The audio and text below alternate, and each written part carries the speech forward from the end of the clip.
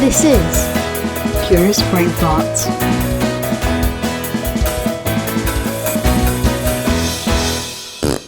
All right, Lou. All right, Paul. Yes. How's it going? It is going. Thank you. That's called the passage of time. Yeah. Invented by. No one. Okay, great. Fine. We should This get is all curious a- about that. This is all a simulation anyway. Time. Yeah. Right? Mm-hmm. It's a construct. Of. Something. Okay. People. And in the next episode. The end. One thing we haven't done for the last couple of episodes. Mm. Welcome to Curious Brain Farts, the show Oh, where yeah. two ordinary people We didn't do that. talk about something we're curious about. Thanks for talking over me. Lou, should people want to get involved, how could they get in touch? Well, Paul. Sorry, go on, Tommy. If you want to email us with something you want to say or something you want us to be curious about, please do so. Please feel free. CuriousBrainParts@gmail.com. Which is nice. Very, very nice. Right. I think that's great. So, what's happening for you lately? What's going on? Well, I'll tell you what. I tell you what. It's June and it's 15 degrees centigrade. It's so cold. I wish it would warm up a little bit. It's a mindset thing. I'm wearing shorts and a t-shirt. It's mindset. Mindset. No such thing as bad clothing, just bad weather. No such thing as bad weather, just bad clothing. There we are. Apart from wishing there would be a little bit more summer in the summer, Yeah. everything's grand. How are you? Yes. Splendid. Splendid. Now, we haven't used the random theme generator for a couple of episodes because basically the bills, the cost of running the flipping thing. So I thought we'd wheel it out. Well, actually, I think it was genius of you, Paul, to get one of those generators powered by bicycles. Yeah. And then basically Paul's had his whole family Yes. cycling. Only for a week. I think Yeah. that's quite. I mean, It's quite reasonable. yeah. I think actually when you're not using that bicycle arrangement to charge the random theme generator, Yeah. you should hook it up to the TV. So you can't watch the telly unless Yeah. you cycle. Yeah, I agree. And to mobile phone chargers Yeah. and other such things. I was at a festival once where you could charge your phone, but you had to cycle to do it. Fair enough. Be a lot of bloody cycling. Good, right. So, I'm going to fire it up then. Okay. And we'll see what we get. Right, here we go. Random theme generator. Random theme generator. Well, you'll never believe it. What? I won't. Okay. Okay, till next time. Feedback.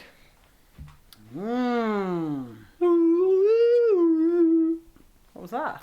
That was Dory from Speaking Whale. Right. Okay. Could have also Okay. been some feedback. Oh, from to audio equipment. Yeah. Interesting that we don't like that kind of feedback, do we? Everyone flinches and goes, Indeed. doesn't sound very nice. No, well, it brings us to the definizione. Which is? Information about reactions to a product, a person's performance of a task, etc., which is used as a basis for improvement. Okay. A screeching or humming sound resulting from the return of a fraction of the output signal from an amplifier, microphone, or other device to the input of the same device. Okay. Often, rock guitarists like to do that, don't they? Yeah. Other feedback is the modification or control of a process or system by its results or effects, for example, in a biochemical pathway or behavioural response. Oh, wow. Awesome. I know which one I want to talk about. Which one? The audio one. No, the biochemical No. Be a short combo, wouldn't it? Yeah. Oh, yeah, let's get curious about that. I'm done. Yeah. The end. Biochemical. No. So, yeah, feedback. Feedback is something we've done a lot of work on over the years, and is something I think to this day that is still rich with opportunities for us all to get curious about it and upgrade our game Yeah. in how we go about doing feedback. Yeah. So if I think about it just at a high level, and then we can chunk it down, this is a team sport. It requires 2 or more people, and there are those who are providing the feedback and those who are receiving the feedback. A lot of the focus tends to be around models, the classic the smelly brown sandwich model being, I really like this, you could have done that better, this was really nice. Brilliant. So all the models like that, and there are others, are centered around preparing the provider of feedback. And it's interesting the lack of focus on supporting and preparing the receiver of feedback. Yeah. So maybe we could talk a little bit more about that, because it is something, because of how it is so clunkily used and deployed, can be quite damaging and dismissed and undervalued and ineffective and so forth. And so maybe us getting curious about feedback, because it is a thing I feel quite passionately about, actually, that it is misused, and even the term can be loaded, and there's so much around it. So let's have a little natter about that, if you please. Lovely. Well, even just the word evokes memories of when feedback has been given badly, basically, for me. Like I can see it now, because often when we have a strong feeling attached to a memory, it makes that much easier to recall in our brains. So that's why I think when we say feedback, we struggle to think of a time when feedback has been delivered to us in a really skillful way. We've been supported in a moment of growth with another person, and that's been a delightfully uncomfortable but also positive experience. With regards to feedback of any kind, but especially at work, I don't have that feeling and that memory in my head. What I've got is somebody doing a bit of a drive-by, after a meeting in the lift. Somebody more senior than me says, "Lou, can I offer you some feedback?" To which you can't say, well, you could say no, but there's an uneven power dynamic right from the get-go. Yeah. And that's I think that's not untypical of feedback. One person more senior is giving it to somebody who is more junior. Sorry, Paul's just made that seem wrong, Paul. How have I made it seem wrong? That's a lovely drive-by. Thanks for the feedback. So, somebody more senior is giving the feedback to a more junior colleague, which is unequal and possibly unsafe, depending on the skill of the more senior person. And, my experience was, they just say, "Oh, well, I think you talk too much," which is a common flaw. I've had that feedback before. But they're basically saying, these senior people don't want you saying things. In other words, your opinion isn't valued or valuable. Shut your face. I then was vindicated actually a few months later when the very same senior person came along and said to me, Lou, we really value your opinion. Would you like to sit on this advisory board for this project? And I went, fine, yes, yeah, please. great. So the point is, that was this person's perspective. That was another bit of feedback that was positive. Yeah. And that balanced it out for me, and I felt, I must admit, I felt a little bit better about it after that.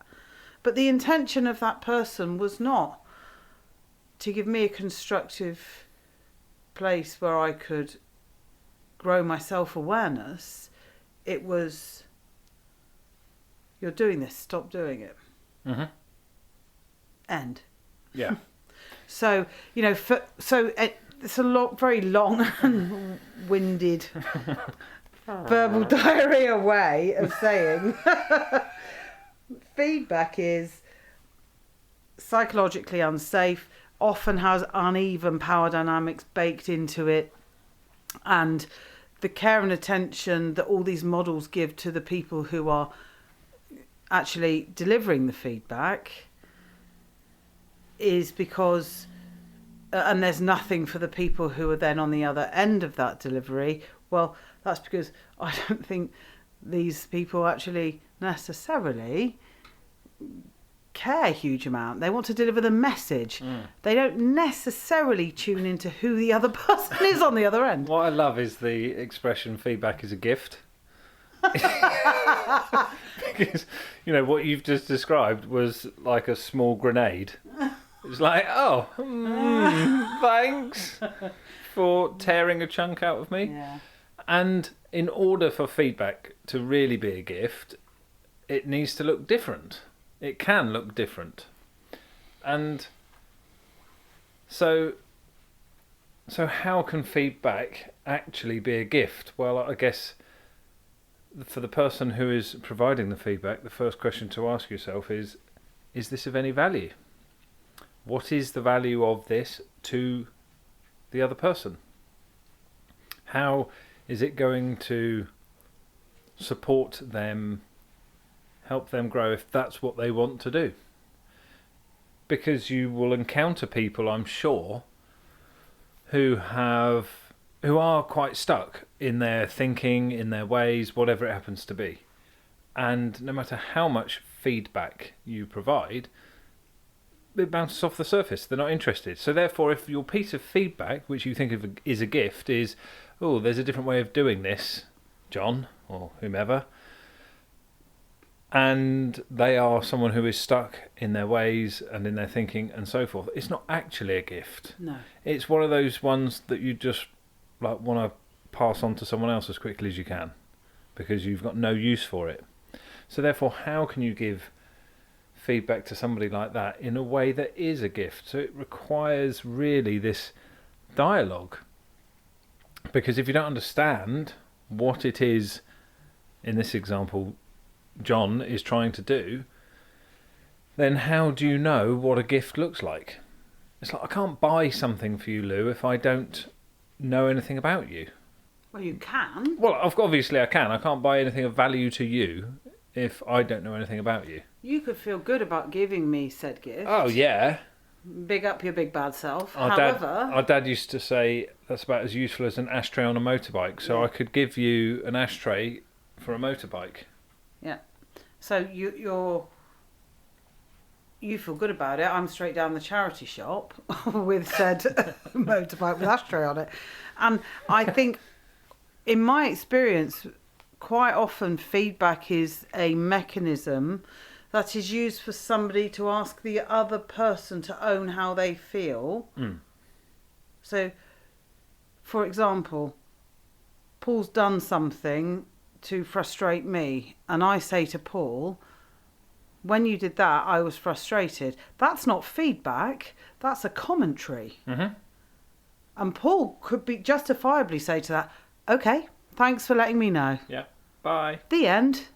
That's not a moment of growth for Paul. That's me saying, so I think, and it's more subtle than that often, the way it's done, but you frustrated me by behaving in that way. I'd rather you didn't.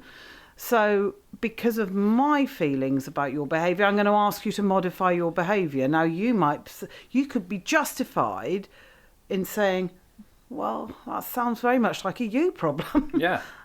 And that's why, in that example, that's why I very often don't give any feedback, because my first thought is, why am I feeling like that? Yeah. Why am I, why do I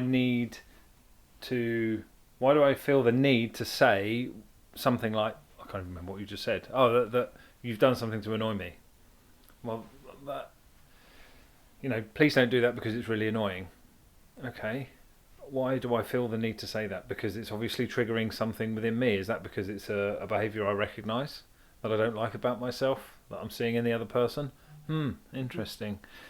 So the giving of feedback, for it to be a gift, does require you to know something about the other person with regard to what they value, because otherwise it can't be a gift. And then on the other side, so receiving feedback, which this can be independent of who the provider of the feedback is. They may or may not be thinking about this as a gift. They might be thinking of this as a drive, but it doesn't matter, right? Whatever. So let's not attach the success of receiving feedback to how it is delivered. Yeah. So therefore, there are things that we can do for ourselves in terms of how we prepare to receive feedback. And again, it comes back to knowing something about the other person. If I know that, for example, Lou gets easily frustrated when I do X, Y, or Z, then what's coming is likely to be a drive-by. And what I can do is tune into the fact that this isn't actually about me. This is about Lou and how she's feeling and what's going on for her. So I can ready myself to steady myself to be able to hear what's about to come. And there are lots of other interesting aspects of how we can prepare ourselves to receive feedback. I think one of the ingredients that is important between the two parties is psychological safety. And I think that's often missing. I don't know. Psychological safety is not something that you can just turn on and off like a tap, necessarily. No, you have to work at it. It's built on trust and lots of other things over time. And so in an ideal world, we would have that. I think the reality is it's often not there. And so I personally think that part of this is about whether you are delivering the feedback or receiving the feedback. It's about your self-awareness. And to your point, Paul, why am I bringing this forward, or how am I responding? If I'm feeling really threatened by this person saying this about me, which is the way I often feel when I get feedback. It cuts me really deep, and I think it often does. And so if we have some empathy as we are delivering the feedback with how we might feel if that feedback was coming our way, it can, and then, so if you know yourself and you have a degree of knowledge about the other person, it does enable you to craft an interaction that might be supportive. And I think actually that the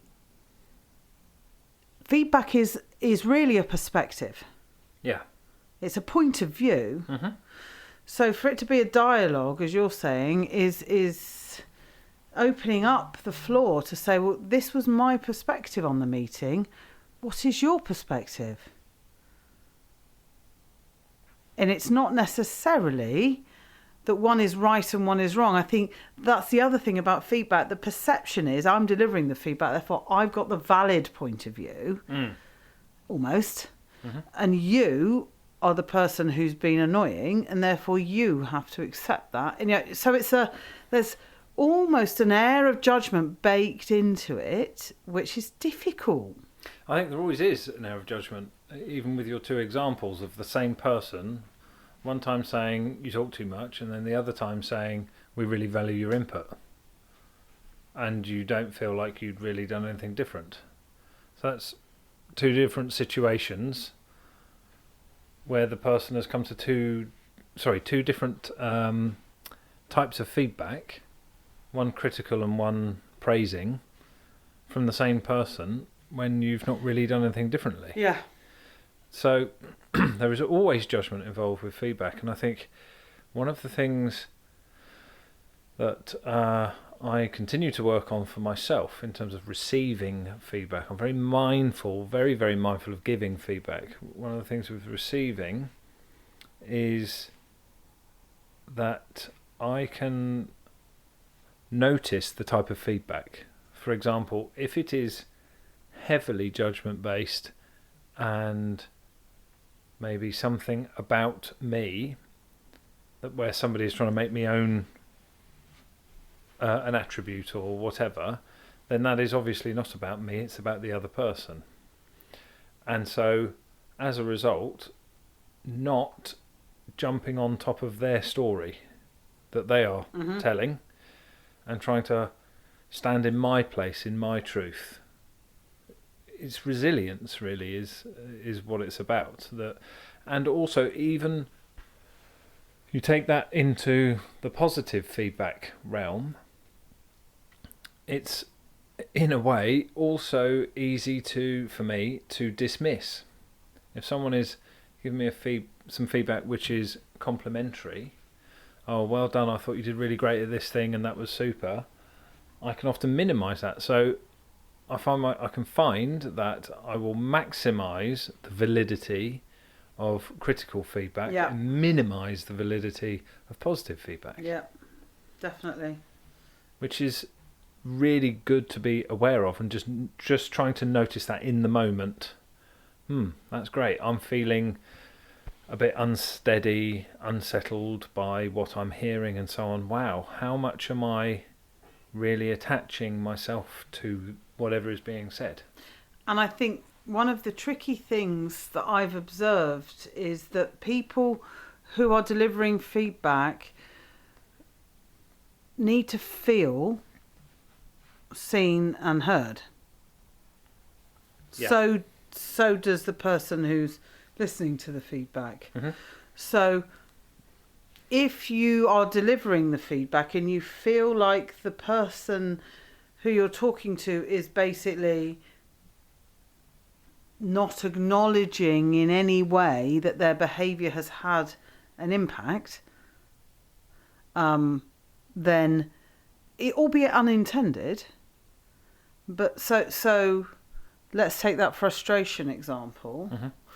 You know, you could argue I shouldn't be coming to Paul and saying that he's been frustrating, but let's just pretend I'm not as self-aware as maybe I could be, and I'm bringing that forwards, and I'm saying, you know, when you talk over me, I find it diminishing, and it does give me good insight into work I need to do on myself. And I don't think you're aware of that impact on me, and I don't think it's intentional. Now, if Paul's response was to come back and go, well, I think that's very much a you problem, he wouldn't be wrong necessarily. I'm not saying that's an incorrect place to come from. It's just not very compassionate. Yeah. And so, this is the relational dance that is feedback. Paul would say something like, wow, okay, I had no idea that it had that effect on you. Thank you for telling me. I can be more mindful of that, or something, right? Which is very compassionate. I feel seen and heard. Problem over, really. But if one party digs their heels in and maintains that they are in some way right, in inverted commas, then it can become a bit more adversarial, and you get scenarios where people go, well, I've given them the feedback 3 times, nothing is different. That's their, so it becomes a bit even more overtly judgmental than it was to start with. And so I think it's, for me, about perspectives and relationships and self-awareness. Yeah, and I was talking with a client this week, and they've been struggling with they're a senior individual. They have a number of people reporting to them, and one of the functions isn't performing well enough. Right. And they have given the feedback to this function repeatedly over the last 6 months Right. that it's not performing and so on and so forth. And funnily enough, that feedback hasn't been valid, with data and so on, hasn't been enacted upon. And so we explored ways of doing that with a totally different tack. Mm-hmm. And engaging in things in a way that might help to remove some barriers. Yes. For this function and so forth. So I do find it very, very interesting. And in this example, that was about the person providing the feedback looking at other ways of achieving the outcome. Because the outcome wasn't what that they wanted to tell them they're not doing stuff. The outcome is they wanted to tell them or work with them to be able to say, how do we make this work? Yes. Not just keep telling them it isn't working. No. And so I think this whole concept that feedback is a team sport. It does require two parties, and there is always more than one perspective. And Always. It's possible to have feedback on the back of feedback. 100%. And I was just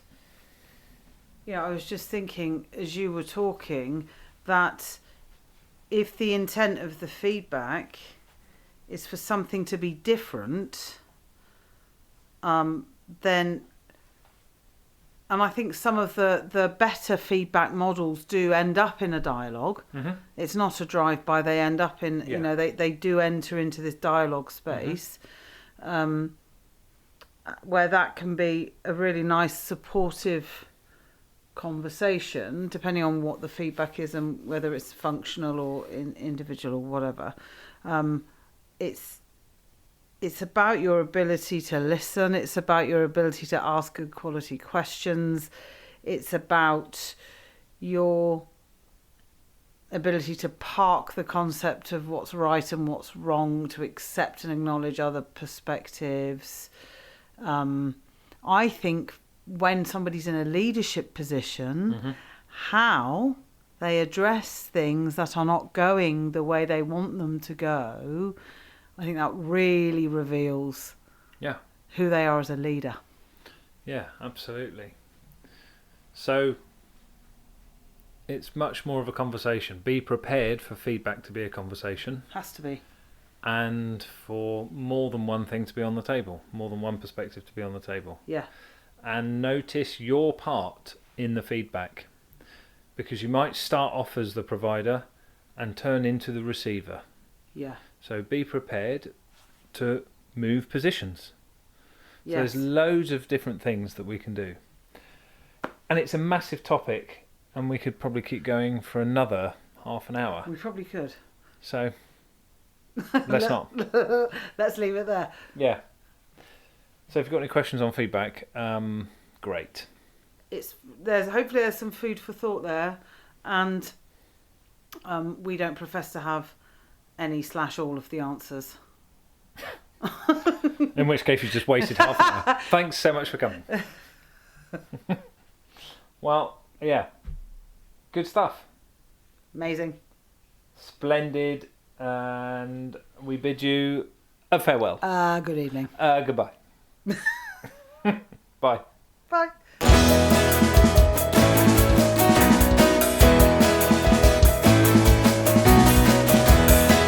Pure Spring Thoughts.